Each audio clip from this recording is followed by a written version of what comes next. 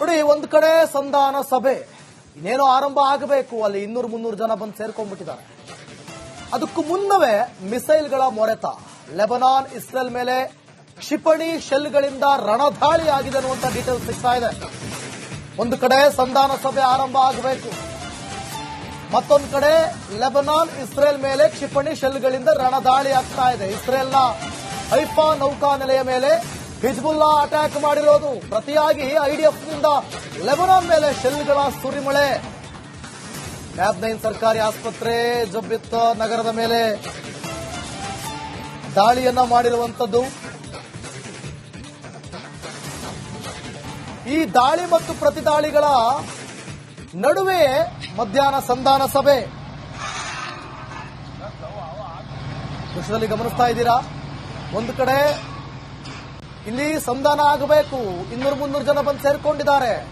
Saudi Arabia ಮತ್ತು ಪಾಕಿಸ್ತಾನದ ಒಪ್ಪಂದ ನಿಮಗೆ ಗೊತ್ತೇ ಇದೆ. ಅವ್ರ ಮೇಲೆ ದಾಳಿ ಆದ್ರೆ ಇವರು ಯುದ್ಧಕ್ಕೆ ಬರಬೇಕು, ಇವ್ರ ಮೇಲೆ ದಾಳಿ ಆದ್ರೆ ಅವ್ರು ಯುದ್ಧಕ್ಕೆ ಬರಬೇಕು. ಇಲ್ಲ ಅಂದ್ರೆ ನ್ಯಾಟೋ ರೀತಿಯಲ್ಲಿ ಇದು ಒಪ್ಪಂದ ಇರೋದು. ಈಗ ಮುಂದೆ ಭವಿಷ್ಯದಲ್ಲಿ ಅದಾಗಬಹುದಲ್ಲ, ಆಗಬಾರದು ಅಂತಂದ್ರೆ ಇಲ್ಲಿ ಪಾಕಿಸ್ತಾನವೂ ಸೇರಿದಂತೆ ಒಂದು ಸಂಧಾನ ಸಭೆಯನ್ನ ಮಾಡಿಕೊಳ್ಳೋದಕ್ಕೆ ಮುಂದಾಗಿರುವ ಸಂದರ್ಭದಲ್ಲಿ ಈ ರೀತಿಯಾಗಿ ಆ ಸಂಧಾನ ಸಭೆಗೂ ಮುನ್ನವೇ ರಣದಾಳಿ ಆಗಿದೆ. ಲೆಬನಾನ್ ಇಸ್ರೇಲ್ ಮೇಲೆ ಕ್ಷಿಪಣಿ ಮತ್ತು ಶೆಲ್ಗಳಿಂದ ದಾಳಿ ಮಾಡಿರೋದು. ಇಸ್ರೇಲ್ನ ಹೈಫಾ ನೌಕಾನೆಲೆಯ ಮೇಲೆ ಹಿಜ್ಬುಲ್ಲಾ ಅಟ್ಯಾಕ್ ಮಾಡಿರೋದು ನೋಡಿ. ಆ ದೃಶ್ಯವನ್ನ ನೀವು ಲೆಬನಾನ್ ಮೇಲೆ ಮಾಡಿರೋದನ್ನ ಈಗ ನಾನು ತೋರಿಸ್ತೀನಿ. ಅಂದ್ರೆ ಪ್ರತಿಯಾಗಿ ಐಡಿಎಫ್ ಅವರು ಲೆಬನಾನ್ ಮೇಲೆ ಮಾಡಿರುವಂತ ದಾಳಿ ಈಗ ನೀವು ದೃಶ್ಯದಲ್ಲಿ ನೋಡ್ತಾ ಇದ್ದೀರಲ್ಲ. ಶೆಲ್ಗಳ ಸುರಿಮಳೆ ಸುರಿಸಿದ್ದಕ್ಕೆ ಅಲ್ಲಿ ಆದಂತಹ ಯುದ್ಧದ ಪರಿಣಾಮ, ಅಂದ್ರೆ ಆ ಭೀಕರತೆಯನ್ನ ನೀವು ಗಮನಿಸ್ತಾ ಇದ್ದೀರಿ. ಕ್ಯಾಬ್-9 ಸರ್ಕಾರಿ ಆಸ್ಪತ್ರೆ ಮತ್ತು ಜಬ್ಬಿತ್ ನಗರದ ಮೇಲೆ ಏರ್ ಸ್ಟ್ರೈಕ್ ಮಾಡಿದರ ಪರಿಣಾಮ ಲೆಬನಾನ್ನ ಪರಿಸ್ಥಿತಿ ಏನಾಗಿದೆ ಅದನ್ನ ನೀವು ರಿಪಬ್ಲಿಕ್ ಕನ್ನಡದ ಸ್ಕ್ರೀನ್ ಮೇಲೆ ಗಮನಿಸ್ತಾ ಇದ್ದೀರಿ. ದಾಳಿ ಮತ್ತು ಪ್ರತಿದಾಳಿಗಳ ನಡುವೆ ಮಧ್ಯಾಹ್ನ ಸಂಧಾನ ಸಭೆ ಇದೆ. ನೋಡೋಣ ಏನಾಗುತ್ತೆ ಅಂತ.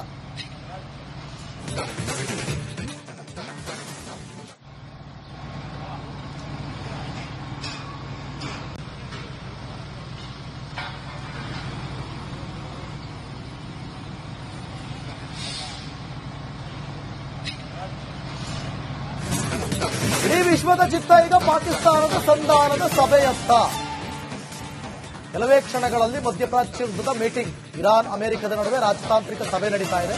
ಪಾಕ್ ರಾಜಧಾನಿ ಇಸ್ಲಾಮಾಬಾದ್ನಲ್ಲಿ ನಡೆಯುವಂತ ಸಭೆ ಇದು. ಒಂದೇ ದಿನಕ್ಕೆ ಈ ಸಂಧಾನ ಸಭೆ ಮುಗಿಯೋ ರೀತಿ ಕಾಣ್ತಾ ಇಲ್ಲ. ಯಾಕಂದ್ರೆ 200-300 ಜನ ಬಂದು ಸೇರ್ಕೊಂಡ್ಬಿಟ್ಟಿದ್ದಾರೆ. ಇನ್ನು 2-3 ದಿನ ಸಂಧಾನ ಸಭೆ ವಿಸ್ತರಣೆ ಆಗಬಹುದು. ಸುರಕ್ಷತೆ ದೃಷ್ಟಿಯಿಂದ ಇಡೀ ಇಸ್ಲಾಮಾಬಾದ್ನಲ್ಲಿ ಲಾಕ್ಡೌನ್ ಮಾಡಲಾಗಿದೆ.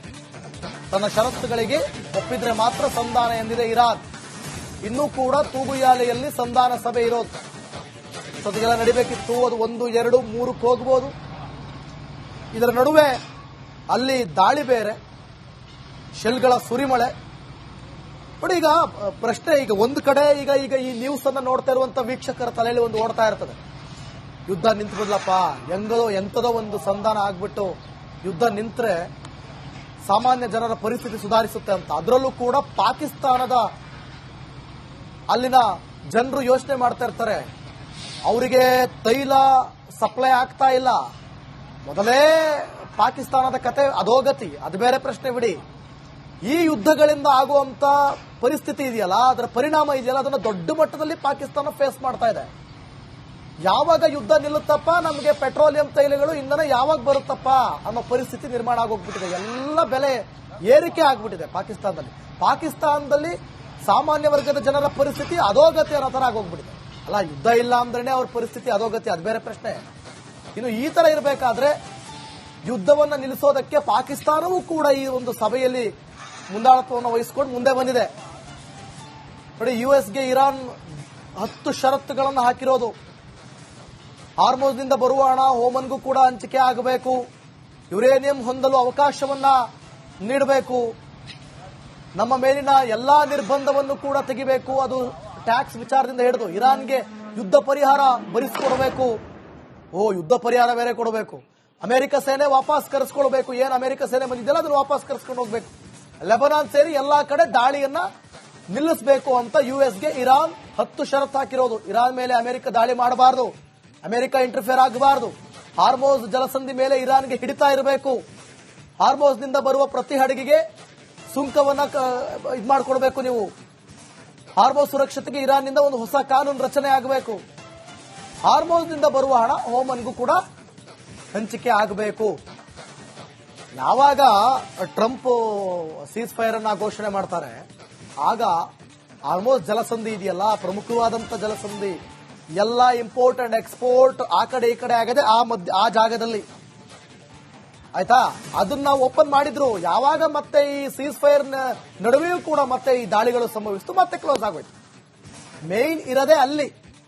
ಸೊ ಅದನ್ನ ನಿಮಗೆ ಕನ್ಸಿಡರ್ ಮಾಡಿಕೊಂಡು ಅದನ್ನ ಪಾಯಿಂಟ್ ಆಗಿ ಇಟ್ಕೊಂಡು ಇಲ್ಲಿ 10 ಷರತ್ತುಗಳನ್ನು ಯುಎಸ್ಗೆ ಇಡ್ತಾ ಇರೋದು. ಈ ಯುದ್ಧದ ಕಾರ್ಮೋಡ ಒಂದು ಕಡೆ, ಲೆಬನಾನ್ ಮೇಲೆ ದಾಳಿ ಆಗಿದೆ.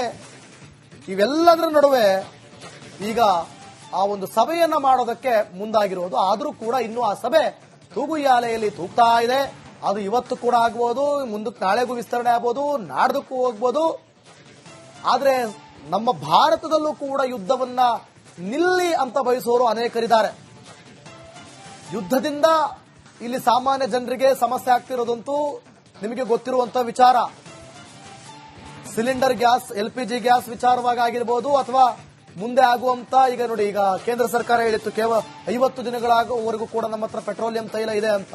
ಅಂದ್ರೆ ಪೆಟ್ರೋಲ್ ವ್ಯವಸ್ಥೆ ಇದೆ, ಯಾರು ಕೂಡ ಭಯಪಡುವಂತ ವಿಚಾರ ಇಲ್ಲ ಅಂತ. ಅದು ಆ ದಿನ ಕಳೀತಾ ಇದೆ. ಕಳೀತಾ ಇದ್ದಂಗೆ ನಾಳೆ ದಿನ ಖಾಲಿ ಆಯ್ತು ಅಂತಂದ್ರೆ, ಯುದ್ಧವೇ ನಿಲ್ಲಿಲ್ಲ ಅಂತಂದ್ರೆ, ಮುಂದಿನ ದಿನಗಳಲ್ಲಿ ಭವಿಷ್ಯದಲ್ಲಿ ಪರಿಸ್ಥಿತಿ ಬೇರೆ ರೀತಿ ಬಿಗಡಾಯಿಸುತ್ತೆ. ಹಾಗಾಗಿ ಯುದ್ಧ ನಿಂತು ಬಿಡ್ಲಪ್ಪ, ನಮ್ಮ ಜೀವನ ನಡಿಬೇಕು ಅಂತ ಅಂದ್ಕೊಳ್ಳೋರು ಕೂಡ ಹಲವಾರು ಜನ ಇದ್ದಾರೆ.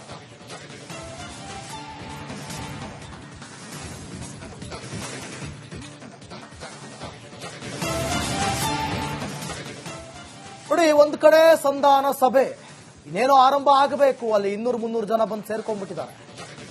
ಅದಕ್ಕೂ ಮುನ್ನವೇ ಮಿಸೈಲ್ಗಳ ಮೊರೆತ. ಲೆಬನಾನ್ ಇಸ್ರೇಲ್ ಮೇಲೆ ಕ್ಷಿಪಣಿ ಶೆಲ್ಗಳಿಂದ ರಣದಾಳಿ ಆಗಿದೆ ಅನ್ನುವಂಥ ಡೀಟೇಲ್ಸ್ ಸಿಗ್ತಾ ಇದೆ. ಒಂದು ಕಡೆ ಸಂಧಾನ ಸಭೆ ಆರಂಭ ಆಗಬೇಕು, ಮತ್ತೊಂದು ಕಡೆ ಲೆಬನಾನ್ ಇಸ್ರೇಲ್ ಮೇಲೆ ಕ್ಷಿಪಣಿ ಶೆಲ್ಗಳಿಂದ ರಣದಾಳಿ ಆಗ್ತಾ ಇದೆ. ಇಸ್ರೇಲ್ನ ಹೈಫಾ ನೌಕಾನೆಲೆಯ ಮೇಲೆ ಹಿಜ್ಬುಲ್ಲಾ ಅಟ್ಯಾಕ್ ಮಾಡಿರೋದು. ಪ್ರತಿಯಾಗಿ ಐಡಿಎಫ್ನಿಂದ ಲೆಬನಾನ್ ಮೇಲೆ ಶೆಲ್ಗಳ ಸುರಿಮಳೆ. ಟ್ಯಾಬ್9 ಸರ್ಕಾರಿ ಆಸ್ಪತ್ರೆ, ಜಬ್ಬಿತ್ ನಗರದ ಮೇಲೆ ದಾಳಿಯನ್ನ ಮಾಡಿರುವಂತದ್ದು. ಈ ದಾಳಿ ಮತ್ತು ಪ್ರತಿದಾಳಿಗಳ ನಡುವೆ ಮಧ್ಯಾಹ್ನ ಸಂಧಾನ ಸಭೆ ದೃಶ್ಯದಲ್ಲಿ ಗಮನಿಸ್ತಾ ಇದ್ದೀರಾ. ಒಂದು ಕಡೆ ಇಲ್ಲಿ ಸಂಧಾನ ಆಗಬೇಕು, 200-300 ಜನ ಬಂದು ಸೇರ್ಕೊಂಡಿದ್ದಾರೆ. ಸೌದಿ ಅರೇಬಿಯಾ ಮತ್ತು ಪಾಕಿಸ್ತಾನದ ಒಪ್ಪಂದ ನಿಮಗೆ ಗೊತ್ತೇ ಇದೆ. ಅವ್ರ ಮೇಲೆ ದಾಳಿ ಆದ್ರೆ ಇವರು ಯುದ್ಧಕ್ಕೆ ಬರಬೇಕು, ಇವ್ರ ಮೇಲೆ ದಾಳಿ ಆದ್ರೆ ಅವ್ರು ಯುದ್ಧಕ್ಕೆ ಬರಬೇಕು. ಇಲ್ಲ ಅಂದ್ರೆ ನ್ಯಾಟೋ ರೀತಿಯಲ್ಲಿ ಇದು ಒಪ್ಪಂದ ಇರೋದು. ಈಗ ಮುಂದೆ ಭವಿಷ್ಯದಲ್ಲಿ ಅದಾಗಬಹುದಲ್ಲ. ಅದಾಗಬಾರದು ಅಂತಂದ್ರೆ ಇಲ್ಲಿ ಪಾಕಿಸ್ತಾನವೂ ಸೇರಿದಂತೆ ಒಂದು ಸಂಧಾನ ಸಭೆಯನ್ನ ಮಾಡಿಕೊಳ್ಳೋದಕ್ಕೆ ಮುಂದಾಗಿರುವ ಸಂದರ್ಭದಲ್ಲಿ ಈ ರೀತಿಯಾಗಿ ಆ ಸಂಧಾನ ಸಭೆಗೂ ಮುನ್ನವೇ ರಣದಾಳಿ ಆಗಿದೆ.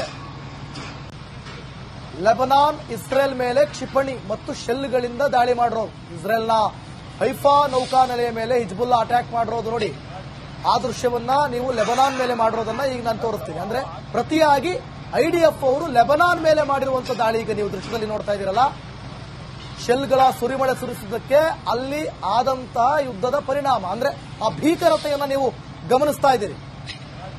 ಟ್ಯಾಬ್9 ಸರ್ಕಾರಿ ಆಸ್ಪತ್ರೆ ಮತ್ತು ಜಬ್ಬಿತ್ ನಗರದ ಮೇಲೆ ಏರ್ ಸ್ಟ್ರೈಕ್ ಮಾಡಿದರ ಪರಿಣಾಮ ಲೆಬನಾನ್ನ ಪರಿಸ್ಥಿತಿ ಏನಾಗಿದೆ ಅದನ್ನ ನೀವು ರಿಪಬ್ಲಿಕ್ ಕನ್ನಡದ ಸ್ಕ್ರೀನ್ ಮೇಲೆ ಗಮನಿಸ್ತಾ ಇದ್ದೀರಿ. ದಾಳಿ ಮತ್ತು ಪ್ರತಿದಾಳಿಗಳ ನಡುವೆ ಮಧ್ಯಾಹ್ನ ಸಂಧಾನ ಸಭೆ ಇದೆ. ನೋಡೋಣ ಏನಾಗುತ್ತೆ ಅಂತ.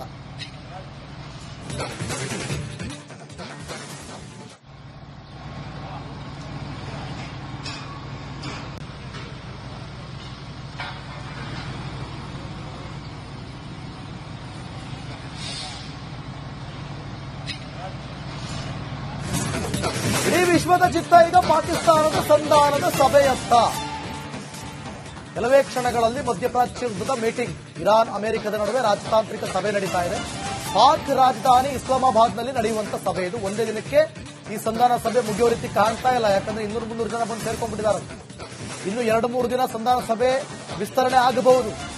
ಸುರಕ್ಷತೆ ದೃಷ್ಟಿಯಿಂದ ಇಡೀ ಇಸ್ಲಾಮಾಬಾದ್ನಲ್ಲಿ ಲಾಕ್ಡೌನ್ ಮಾಡಲಾಗಿದೆ. ತನ್ನ ಷರತ್ತುಗಳಿಗೆ ಒಪ್ಪಿದ್ರೆ ಮಾತ್ರ ಸಂಧಾನ ಎಂದಿದೆ ಇರಾನ್. ಇನ್ನೂ ಕೂಡ ತೂಗುಯಾಲೆಯಲ್ಲಿ ಸಂಧಾನ ಸಭೆ ಇರೋದು. ಸದ್ಯಗೆಲ್ಲ ನಡಿಬೇಕಿತ್ತು, ಅದು 1, 2, 3ಕ್ಕೆ ಹೋಗ್ಬೋದು. ಇದರ ನಡುವೆ ಅಲ್ಲಿ ದಾಳಿ ಬೇರೆ, ಶೆಲ್ಗಳ ಸುರಿಮಳೆ.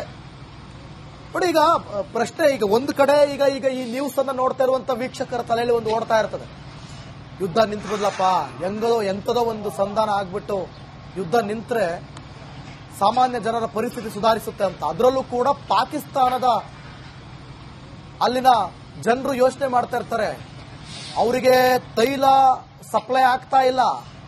ಮೊದಲೇ ಪಾಕಿಸ್ತಾನದ ಕತೆ ಅಧೋಗತಿ, ಅದು ಬೇರೆ ಪ್ರಶ್ನೆ ಬಿಡಿ. ಈ ಯುದ್ಧಗಳಿಂದ ಆಗುವಂತ ಪರಿಸ್ಥಿತಿ ಇದೆಯಲ್ಲ, ಅದರ ಪರಿಣಾಮ ಇದೆಯಲ್ಲ, ಅದನ್ನು ದೊಡ್ಡ ಮಟ್ಟದಲ್ಲಿ ಪಾಕಿಸ್ತಾನ ಫೇಸ್ ಮಾಡ್ತಾ ಇದೆ. ಯಾವಾಗ ಯುದ್ಧ ನಿಲ್ಲುತ್ತಪ್ಪ, ನಮಗೆ ಪೆಟ್ರೋಲಿಯಂ ತೈಲಗಳು ಇಂಧನ ಯಾವಾಗ ಬರುತ್ತಪ್ಪ ಅನ್ನೋ ಪರಿಸ್ಥಿತಿ ನಿರ್ಮಾಣ ಆಗೋಗ್ಬಿಟ್ಟಿದೆ. ಎಲ್ಲ ಬೆಲೆ ಏರಿಕೆ ಆಗ್ಬಿಟ್ಟಿದೆ ಪಾಕಿಸ್ತಾನದಲ್ಲಿ ಸಾಮಾನ್ಯ ವರ್ಗದ ಜನರ ಪರಿಸ್ಥಿತಿ ಅಧೋಗತಿ ಅನ್ನೋ ತರ ಆಗೋಗ್ಬಿಟ್ಟಿದೆ. ಅಲ್ಲ, ಯುದ್ಧ ಇಲ್ಲ ಅಂದ್ರೇನೆ ಅವ್ರ ಪರಿಸ್ಥಿತಿ ಅಧೋಗತಿ, ಅದು ಬೇರೆ ಪ್ರಶ್ನೆ. ಇನ್ನು ಈ ತರ ಇರಬೇಕಾದ್ರೆ ಯುದ್ಧವನ್ನ ನಿಲ್ಲಿಸೋದಕ್ಕೆ ಪಾಕಿಸ್ತಾನವೂ ಕೂಡ ಈ ಒಂದು ಸಭೆಯಲ್ಲಿ ಮುಂದಾಳತ್ವವನ್ನು ವಹಿಸಿಕೊಂಡು ಮುಂದೆ ಬಂದಿದೆ. ನೋಡಿ, ಯುಎಸ್ಗೆ ಇರಾನ್ 10 ಷರತ್ತುಗಳನ್ನು ಹಾಕಿರೋದು. ಹಾರ್ಮೋಜ್ನಿಂದ ಬರುವ ಹಣ ಓಮನ್ಗೂ ಕೂಡ ಹಂಚಿಕೆ ಆಗಬೇಕು, ಯುರೇನಿಯಂ ಹೊಂದಲು ಅವಕಾಶವನ್ನ ನೀಡಬೇಕು, ನಮ್ಮ ಮೇಲಿನ ಎಲ್ಲಾ ನಿರ್ಬಂಧವನ್ನು ಕೂಡ ತೆಗಿಬೇಕು, ಅದು ಟ್ಯಾಕ್ಸ್ ವಿಚಾರದಿಂದ ಹಿಡಿದು ಇರಾನ್ಗೆ ಯುದ್ಧ ಪರಿಹಾರ ಭರಿಸಿಕೊಡಬೇಕು. ಯುದ್ಧ ಪರಿಹಾರ ಬೇರೆ ಕೊಡಬೇಕು, ಅಮೆರಿಕ ಸೇನೆ ವಾಪಸ್ ಕರೆಸ್ಕೊಳ್ಬೇಕು, ಏನ್ ಅಮೆರಿಕ ಸೇನೆ ಬಂದಿದ್ದೆಲ್ಲ ಅದನ್ನು ವಾಪಸ್ ಕರೆಸ್ಕೊಂಡು ಹೋಗ್ಬೇಕು, ಲೆಬನಾನ್ ಸೇರಿ ಎಲ್ಲಾ ಕಡೆ ದಾಳಿಯನ್ನ ನಿಲ್ಲಿಸಬೇಕು ಅಂತ ಯುಎಸ್ಗೆ ಇರಾನ್ 10 ಷರತ್ತು ಹಾಕಿರೋದು. ಇರಾನ್ ಮೇಲೆ ಅಮೆರಿಕ ದಾಳಿ ಮಾಡಬಾರದು, ಅಮೆರಿಕ ಇಂಟರ್ಫಿಯರ್ ಆಗಬಾರದು, ಹಾರ್ಮೋಸ್ ಜಲಸಂಧಿ ಮೇಲೆ ಇರಾನ್ಗೆ ಹಿಡಿತಾ ಇರಬೇಕು, ಹಾರ್ಮೋಸ್ನಿಂದ ಬರುವ ಪ್ರತಿ ಹಡಗಿಗೆ ಸುಂಕವನ್ನ ಇದು ಮಾಡಿಕೊಡ್ಬೇಕು ನೀವು, ಹಾರ್ಮೋಸ್ ಸುರಕ್ಷತೆಗೆ ಇರಾನ್ನಿಂದ ಒಂದು ಹೊಸ ಕಾನೂನು ರಚನೆ ಆಗಬೇಕು, ಹಾರ್ಮೋಸ್ನಿಂದ ಬರುವ ಹಣ ಓಮನ್ಗೂ ಕೂಡ ಹಂಚಿಕೆ ಆಗಬೇಕು. ಯಾವಾಗ ಟ್ರಂಪ್ ಸೀಸ್ ಫೈರ್ ಅನ್ನ ಘೋಷಣೆ ಮಾಡ್ತಾರೆ, ಆಗ ಹಾರ್ಮೋಸ್ ಜಲಸಂಧಿ ಇದೆಯಲ್ಲ, ಪ್ರಮುಖವಾದಂತ ಜಲಸಂಧಿ, ಎಲ್ಲ ಇಂಪೋರ್ಟ್ ಅಂಡ್ ಎಕ್ಸ್ಪೋರ್ಟ್ ಆ ಕಡೆ ಈ ಕಡೆ ಆಗದೆ ಆ ಜಾಗದಲ್ಲಿ, ಆಯ್ತಾ, ಅದನ್ನ ಓಪನ್ ಮಾಡಿದ್ರು. ಯಾವಾಗ ಮತ್ತೆ ಈ ಸೀಸ್ ಫೈರ್ ನಡುವೆಯೂ ಕೂಡ ಮತ್ತೆ ಈ ದಾಳಿಗಳು ಸಂಭವಿಸಿತು, ಮತ್ತೆ ಕ್ಲೋಸ್ ಆಗೋಯ್ತು. ಮೇನ್ ಇರದೆ ಅಲ್ಲಿ. ಸೊ ಅದನ್ನ ನಿಮಗೆ ಕನ್ಸಿಡರ್ ಮಾಡಿಕೊಂಡು, ಅದನ್ನ ಪಾಯಿಂಟ್ ಆಗಿ ಇಟ್ಕೊಂಡು ಇಲ್ಲಿ 10 ಷರತ್ತುಗಳನ್ನು ಯುಎಸ್ಗೆ ಇಡ್ತಾ ಇರೋದು. ಈ ಯುದ್ಧದ ಕಾರ್ಮೋಡ ಒಂದು ಕಡೆ, ಲೆಬನಾನ್ ಮೇಲೆ ದಾಳಿ ಆಗಿದೆ. ಇವೆಲ್ಲದರ ನಡುವೆ ಈಗ ಆ ಒಂದು ಸಭೆಯನ್ನ ಮಾಡೋದಕ್ಕೆ ಮುಂದಾಗಿರೋದು. ಆದರೂ ಕೂಡ ಇನ್ನೂ ಆ ಸಭೆ ತೂಗುಯಾಲೆಯಲ್ಲಿ ತೂಗ್ತಾ ಇದೆ. ಅದು ಇವತ್ತು ಕೂಡ ಆಗ್ಬೋದು, ಮುಂದಕ್ಕೆ ನಾಳೆಗೂ ವಿಸ್ತರಣೆ ಆಗ್ಬೋದು, ನಾಡ್ದಕ್ಕೂ ಹೋಗ್ಬೋದು. ಆದ್ರೆ ನಮ್ಮ ಭಾರತದಲ್ಲೂ ಕೂಡ ಯುದ್ಧವನ್ನ ನಿಲ್ಲಿ ಅಂತ ಬಯಸೋರು ಅನೇಕರಿದ್ದಾರೆ. ಯುದ್ಧದಿಂದ ಇಲ್ಲಿ ಸಾಮಾನ್ಯ ಜನರಿಗೆ ಸಮಸ್ಯೆ ಆಗ್ತಿರೋದಂತೂ ನಿಮಗೆ ಗೊತ್ತಿರುವಂತ ವಿಚಾರ. ಸಿಲಿಂಡರ್ ಗ್ಯಾಸ್, LPG ಗ್ಯಾಸ್ ವಿಚಾರವಾಗಿ ಆಗಿರ್ಬೋದು, ಅಥವಾ ಮುಂದೆ ಆಗುವಂತ, ಈಗ ನೋಡಿ, ಈಗ ಕೇಂದ್ರ ಸರ್ಕಾರ ಹೇಳಿತ್ತು ಕೇವಲ 50 ದಿನಗಳವರೆಗೂ ಕೂಡ ನಮ್ಮ ಹತ್ರ ಪೆಟ್ರೋಲಿಯಂ ತೈಲ ಇದೆ ಅಂತ, ಅಂದ್ರೆ ಪೆಟ್ರೋಲ್ ವ್ಯವಸ್ಥೆ ಇದೆ, ಯಾರು ಕೂಡ ಭಯಪಡುವಂತ ವಿಚಾರ ಇಲ್ಲ ಅಂತ. ಅದು ಆ ದಿನ ಕಳೀತಾ ಇದ್ದಂಗೆ ನಾಳೆ ದಿನ ಖಾಲಿ ಆಯ್ತು ಅಂತಂದ್ರೆ, ಯುದ್ಧವೇ ನಿಲ್ಲಿಲ್ಲ ಅಂತಂದ್ರೆ ಮುಂದಿನ ದಿನಗಳಲ್ಲಿ ಭವಿಷ್ಯದಲ್ಲಿ ಪರಿಸ್ಥಿತಿ ಬೇರೆ ರೀತಿ ಬಿಗಡಾಯಿಸುತ್ತೆ. ಹಾಗಾಗಿ ಯುದ್ಧ ನಿಂತು ಬಿಡ್ಲಪ್ಪ, ನಮ್ ಜೀವನ ನಡಿಬೇಕು ಅಂತ ಅಂದ್ಕೊಳ್ಳೋರು ಕೂಡ ಹಲವಾರು ಜನ ಇದ್ದಾರೆ.